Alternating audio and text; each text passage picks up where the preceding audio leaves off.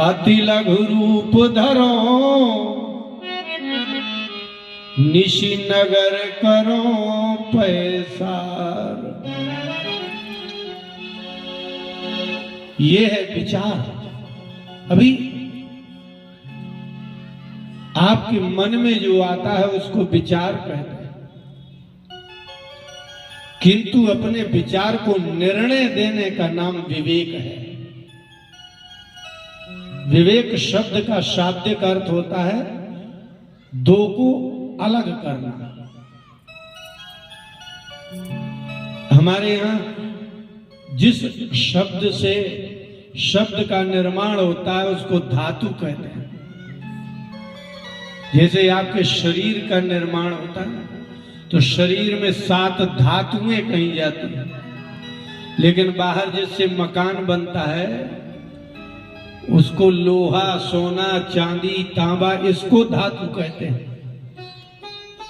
इसका तात्पर्य है कि धातु का अर्थ ही होता है जो धारण करता है उसको धातु कहते हैं। जिसको इंग्लिश में वर्ब कहते हैं, हिंदी में क्रिया कहते हैं, उसको संस्कृत में धातु कहते हैं। इसलिए विचार पृथक करना, अलग करना। कोई 2 तरह की बात आ रही हो उसमें से एक के निर्णय करने का नाम विवेक है। कोई 2 वस्तुएं मिली हो उनमें से एक को पृथक करना है, उसका नाम है विवेक। इसलिए कहा है कि बिन सत्संग, ये विवेक शब्द है, बिन सत्संग विवेक ना होई। आत्मा और शरीर ये 2 एक ही शरीर में मिले हुए तत्व हैं। इन 2 तत्वों में से आत्मा को अलग करने का नाम विवेक है।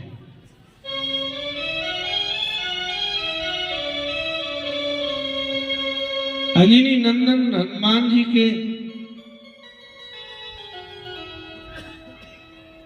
एकाकी होने के कारण कोई परामर्शदाता नहीं है।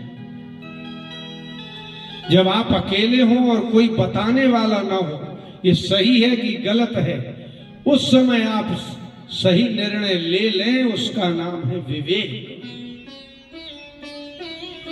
किसी की आवश्यकता ही नहीं पड़ती विवेक में। विवेक के लिए एकांत और अकेलापन होता है। एकाकी व्यक्ति ही पर्याप्त होता है। तो हनुमान जी ने विचार किया। विचार का मतलब बहुत नहीं किया, निर्णय ही ले लिया। क्या निर्णय लिया? अति लघु रूप धरो, ये निर्णय हो गया। विचार क्या आया कि पुर रखवारे देख बहु, छोटा रूप धारण करने का विचार आया ही क्यों? इसलिए क्योंकि कोई जान ना जाए,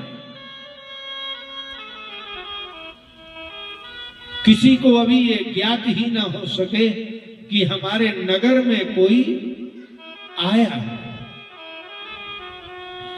इतने बड़े नगर में किसी अज्ञात पुरुष का प्रवेश हो जाए और पूरे नगर को ज्ञात ना हो, इसका नाम है विवेक। और अपने विचार का निर्णय कर देना कि अति लघु रूप धरो, मैं जाऊं और अत्यंत सूक्ष्मतम रूप धारण करूं। राक्षसों की बुद्धि हमेशा स्थूल में होती है, सूक्ष्म में नहीं जाती। राक्षस होते ही वही है जिनकी बुद्धि भोग और भोजन में, स्थूलता में हो। अपार संपत्ति एकत्रित हो जाए, ये स्थूल बुद्धि है। सारे संसार में हमारा आधिपत्य हो जाए, ये स्थूल बुद्धि है। सारे संसार में हमारा शासन हो जाए, ये स्थूल बुद्धि है। सूक्ष्म बुद्धि में प्रवेश होता है नहीं। इसलिए राक्षस कहते उसे हैं जो सूक्ष्म, जो छोटी चीज न देख सके।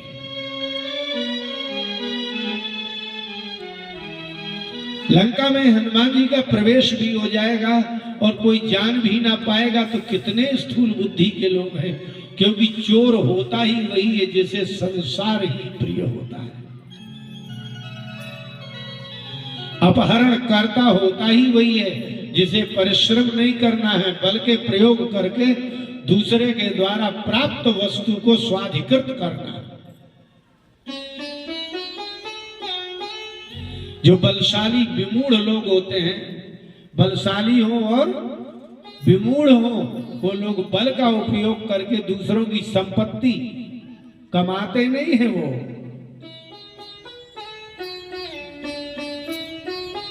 रावण के यहां जितने भी हैं सब ऐसे ही हैं।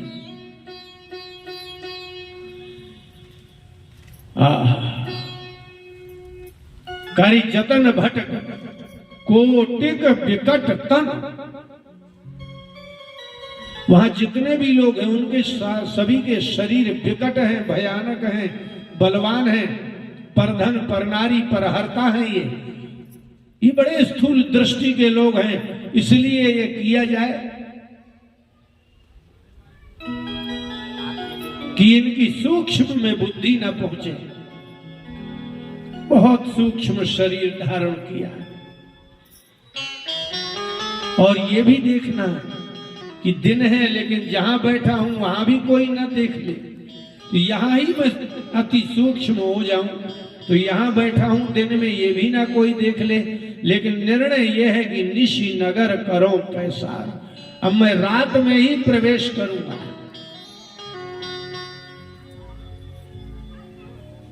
और बड़ी विलक्षण बात है। आपको भय कब लगता है, दिन में कि रात में?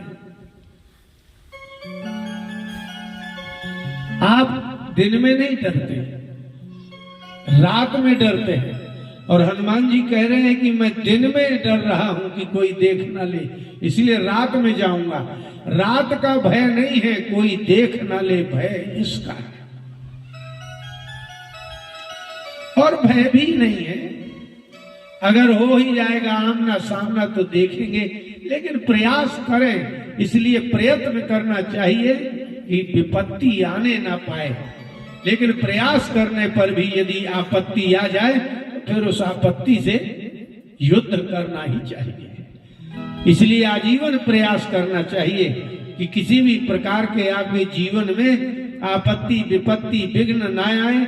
आए विघ्न तो बुद्धिमत्ता से उनकी निवृत्ति हो जाए, यही बुद्धिमत्ता है। ये ऐसा नहीं कि डर रहे हैं इसलिए ऐसा कर रहे हैं, नहीं। ये है कि अब आए हैं किसी अन्य काम से, पता चला कि हमें उनसे और लड़ना पड़ा।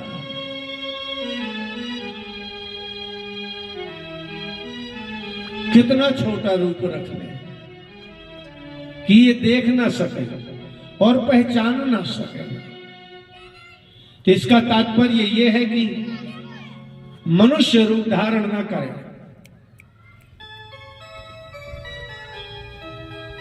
मनुष्य रूप धारण ही ना करें, न मनुष्य रूप धारण करें और न ही इनकी जाति का सजातीय रूप धारण न करें। मनुष्य रूप धारण करेंगे तो अच्छा नहीं है, तो भी दिख जाएंगे। राक्षसों के आगे मनुष्य बहुत छोटे हैं, लेकिन हमें इसकी जाति प्रजाति का रूप ही धारण नहीं करना। और आनंद की बात यह है कि हनुमान जी उनके नगरी में गए हैं जो स्वयं काम रूपी हैं, वो भी कोई भी रूप धारण कर सकते हैं, वो भी कोई रूप धारण कर सकते हैं। इसलिए अनेक रूपधारी काम रूपी के यहाँ जाने के लिए वही काम रूप धारता चाहिए, वही बल, वही बुद्धि, वही चतुरता, वही विद्या सब चाहिए। शत्रु जैसा हो, शत्रु का विघातक भी उतनी ही विद्याओं में पारंगत होना चाहिए, तो ही शत्रु पर विजय प्राप्त की जा सकती है, अन्यथा नहीं। जो राक्षसों में है, किसी का भी रूप धारण कर लेना, किसी के साथ भी धोखा कर देना, बिल्कुल वही। इसलिए हनुमान जी ने सबसे सूक्ष्मतम रूप धारण किया और अपनी जाति ही परिवर्तित कर दी। मसक समान रूप कपि धरी, लंकहि चले वो सुमेर नर हरि। लंकहि चले वो सुमेर नर हरि। मसक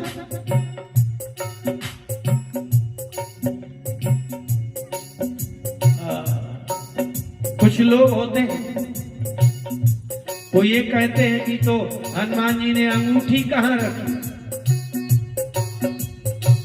यदि रूप इतना छोटा रखा तो इतना छोटा कि अंगूठी से भी छोटा। तो यदि अंगूठी से छोटा होगा रूप तो निश्चित ही है कि अंगूठी बड़ी होगी तो कहाँ रखा होगा।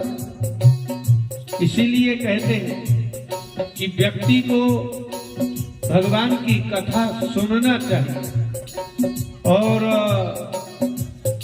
सुनने के साथ साथ बुद्धि का उपयोग करना चाहिए, लेकिन मन का उपयोग नहीं करना चाहिए। कथा मन विघातिका होती है, मन के नाश के लिए कथा होती है और बुद्धि वृद्धि के लिए होती है।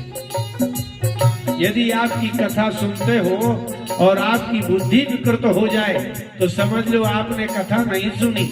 कथा मन के संदेह नाश के लिए है, इसलिए कथा से मन का नाश होता है और बुद्धि में वृद्धि होती है।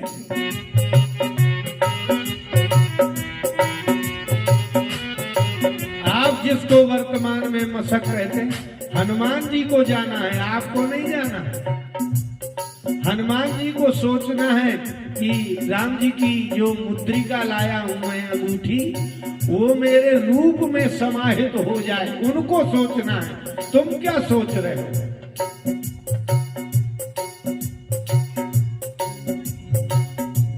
श्रद्धा के बिना नहीं बात बनती। तो जो गए हैं, हनुमान जी ने विवेक किया और विचार किया कि अंगूठी से तो छोटा ही होना चाहिए और अंगूठी मुख में जानी चाहिए। अब एक तो ऐसा कह रहा था, मूर्खों की कमी नहीं है, एक ढूंढो तो 1000 मिलते हैं। वो कह रहा था कि अंगूठी मुंह में डाली, हनुमान चालीसा में लिखा है मुख मुद्रिका मेल मुखमाई, प्रभु मुद्रिका मेल मुखमाई। बोले लो अंगूठी तो झूठी होगी। अरे भाई, झूठा भोजन होता है कि वस्तु झूठी हो जाती है?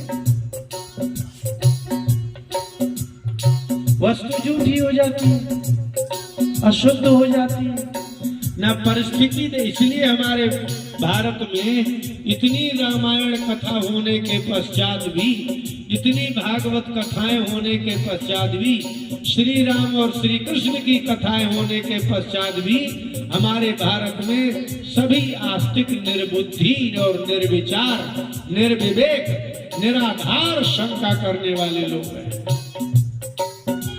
श्रद्धा नहीं है।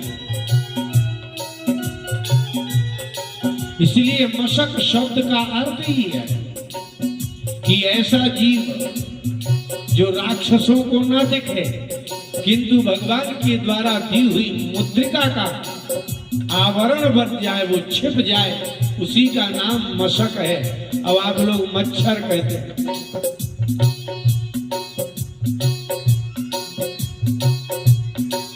लेकिन ठीक है,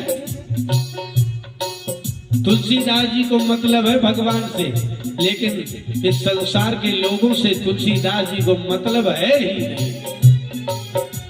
क्योंकि तुम अपने सारे काम, जितना रुपया कमाते हो अपने लिए कमाते हो। तुमने मकान बनाया अपने लिए बनाया, गाड़ी खरीदी अपने लिए खरीदी। तो तुलसीदास जी ने भी कहा कि हमने रामायण भी तुम्हारे लिए नहीं लिखी, अपने लिए लिखी है। स्वांतः सुखाय तुलसी रघुनाथ गाथा। हमने रघुनाथ की गाथा अपने अंतःकरण के शांति के लिए लिखी, तुम्हारे लिए लिखी ही नहीं। तुम्हें जो सोचना हो सोचो। रूप धारण किया मशक का और अंदर गए, लेकिन आश्चर्य हो गया, पकड़ गए। और आपको एक विचित्र बात सुना देते हैं। वाल्मीकि रामायण में लिखा है ऐसे, हमने कहा ना कि रामायण और महाभारत ये 18 पुराणों की कथाएं आपकी कथाएं नहीं हैं, आपकी बुद्धि से बाहर कथा है। ये जो नगरी है लंका नगरी, ये नगरी सचेतन है। नगरी ही स्वयं में अपनी नारी का रूप धारण करके आत्मरक्षा करती है। इसलिए तुलसीदास जी महाराज ने लिखा कि नाम लंकिनी एक निश्चरी। लंका नगरी ही स्वयं में अपने दो रूपों में विभक्त होकर के स्वयं भी नारी का रूप धारण किया और स्वयं भी अपनी रक्षा करने के लिए खड़ी है। और उन्होंने जैसे ही प्रवेश किया हनुमान जी ने और उन्हें टोक दिया।